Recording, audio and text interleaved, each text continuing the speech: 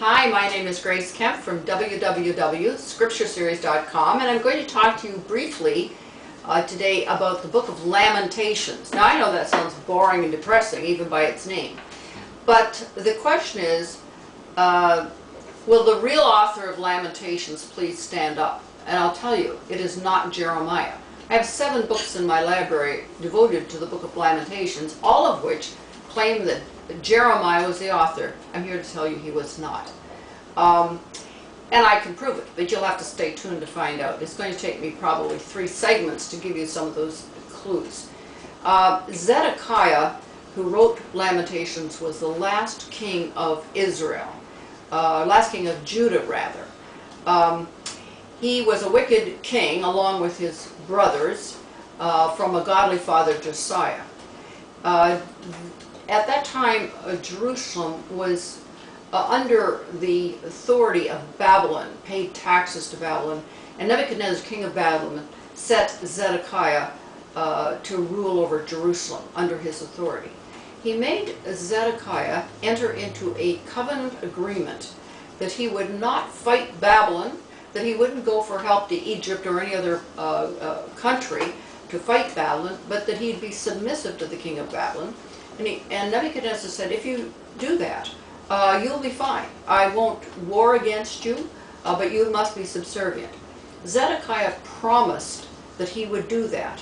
He shook hands, and that was very, very serious form of commitment, particularly to the Babylonians.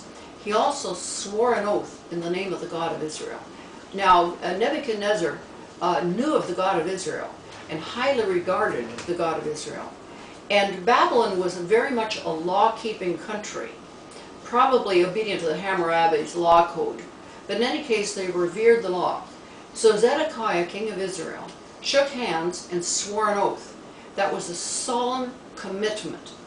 Now, if you'll fast forward, Zedekiah completely broke his oath, went to Egypt, begged for help, and tried to war against Babylon. As a result, Babylon attacked Jerusalem and Judea, and Jerusalem fell in 586 in a horrible, horrible battle, much loss of life. And Zedekiah was taken to Babylon in chains. Prior to being taken there, his eyes were gouged out, his teeth were chipped, his bones were broken, his sons were murdered before his eyes, and he went in chains to Babylon, led by the hand of Nebuchadnezzar. As prophesied, he never saw the land, but although he died in a dungeon there. Languishing in the dungeon, he said this incredible verse. I had never noticed it, of course. In Lamentations 1:14, it's a definitive clue as to who the author of Lamentations is, but it's a very innocuous verse. It says, "The yoke of my transgressions is bound by his hand." The yoke there means the covenant.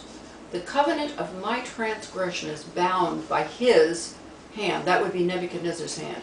In other words, the author of Lamentations, and Lamentations is an autobiography, the author of Lamentations is the one that shook hands and swore an oath to the king of Babylon.